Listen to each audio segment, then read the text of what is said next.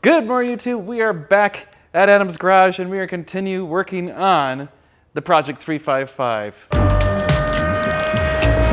are you recording all of the nefarious activities? If you're new to the channel, my name is Dan, that is Adam, and this is his garage, and that is our Project 355 Ferrari. And if you didn't know, we're basically pulling out the engine and doing a full engine rebuild. So this was supposed to be just a simple major, and then, well, it turns out it's got low compression on 2 cylinders and high compression on 2 cylinders. So basically that means there's definitely some bad valve guides and probably some messed up piston rings. So we're going to take... Ferrari, is anything ever easy? No, so just like every DIY project on Earth, it's always bigger than you think, and it always takes longer and more money than you think, and this is no different. This is a good lesson for any of you who are buying 355s or 348s or any of the engine-out major cars from Ferrari to expect bad things when having to do the engine-out majors. That's not to say that, they always go horribly. It's just this one, well, I mean, it does have almost 80,000 miles. I think it's like 78,000 miles, and it's been 7 years since the last major, so not entirely shocking. Where we're at is we have most of the fluid drained. We still have a little bit more fluids to drain, and we still got to disconnect a couple more hoses and wires and other things like that. And then actually we're getting close to the point where we start trying to actually drop the engine out of the bottom and basically raise the car up off the engine. It's kind of crazy. Yeah, we're almost to that point, and at that point we're probably going to want to get Josh here so we don't break a bunch of stuff, although, well, we're going to break something anyway. We have hoses and stuff that need to be disconnected, a few more. There's still quite a few wires. We have all the fuel lines. We have the coolant lines. We still have to disconnect the exhaust. Trying to see what else we got. Basically, what you have to do is look around, and there is a subframe. So you can see right here is kind of the back of the subframe. Right here, this bolt is what separates the rear half of the subframe from the chassis. So this bolt comes out, that bolt comes out, and you can see this section goes out. It pulls out of the bottom of the car, shocks and all, transmission, engine, everything. So all that stuff just kind of bloop goes out the bottom. Yeah, it's it's intense. So we're almost there. We just gotta keep on unbolting a bunch of stuff. Adam's so smart. I couldn't get that off, and he figured out how to do it. Thank you, Adam. You're my hero. Oh, you got fuel coming out? Yeah. Oh, yeah, the fuel filter probably still has fuel in it. All right, got the fuel filter disconnected. Obviously, it still had fuel in it. And then we disconnected the power steering line, which is down here. So it's right there, and the one next to that one and this one are the power steering lines. So we're disconnecting those. We still have to chase down this fuel line. There's still the coolant hoses, so I disconnected this little overflow coolant hose, and then we got the main coolant lines.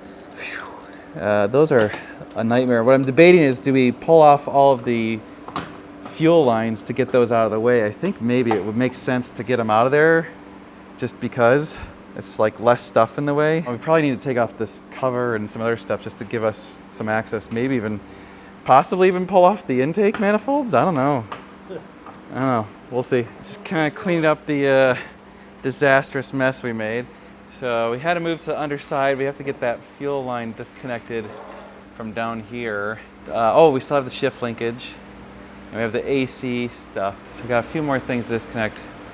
So we'll stay under here for a little bit. All right, so we disconnected all the fuel lines from the fuel rails and pulled it off from the fuel tank so we could get this out of the way.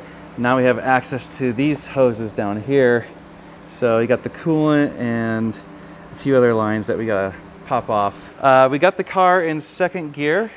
So when we raise it up again, we'll disconnect the shift linkage, and that way we know the transmission is in second gear and we know that the shift linkage is in second gear. So that's what we want when we're all done. And that was per Josh. That's, yeah, Josh's thing. And then we got to feed back through the wiring harness. So that's another thing we got to do still. So a few more things to do, but we're really close. We're getting really close. Will the wire harness be, that's as the engine goes through, dropping, right? Kind of. We might want an extra set of hands on that day. Yeah, I mean, well, when we drop the engine, I think, yes. Yeah, if Josh can't make it, I'm sure my dad can come help. Yeah. He's not skilled terribly and mechanically, but he can feed wires through a firewall. Yeah, we'll get to that in a little bit. Let's get these last few hoses out. All right, we think we got almost everything from the top. We gotta get the shift linkage still, so we're raising the car right now. Yeah, we're getting really close. That's almost everything disconnected. All right, got the shift linkage out of there. Still have to do the parking brake. We got the clutch line, which is over on this side. So clutch line was right there. And we got that oil line out of the way. Still have to do the wiring harness for the actual ECUs and stuff, but we do that kind of as we're dropping the engine. Yeah, this might be one of the last few things. So let's get the parking brake off. It's kind of a bit annoying to do, but not terrible. Well, got the parking brake off. So a few tips that we've learned. One of them is to get the shift linkage off, you have to disconnect it from both.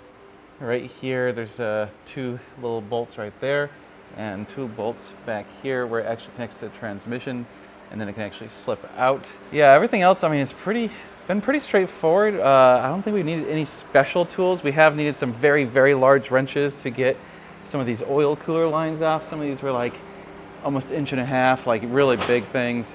You can see, I mean, that's a massive plug right there. Of course, every time you do one of the wiring clips, it's like a new mystery of how does this wire work? But I believe that's pretty much it for now. So I think we're gonna probably stop here.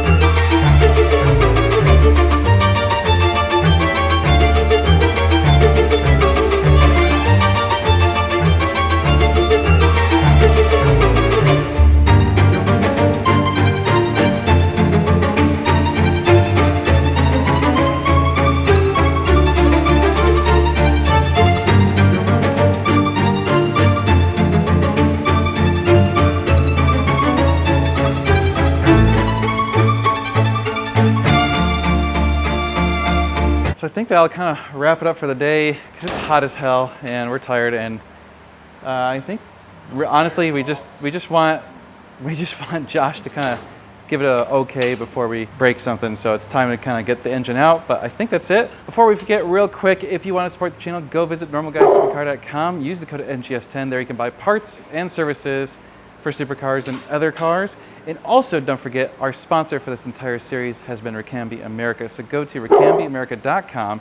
They sell OEM Ferrari and Maserati parts. They also sell major kits for most of the Ferrari models, or I think probably all of them. That's pretty much gonna do it for this video. So, well, we'll be wrenching on this 355 some more very soon, so you're gonna wanna stay tuned. Because you should like, share, and subscribe because it'll be sweet. Listen to what Adam said.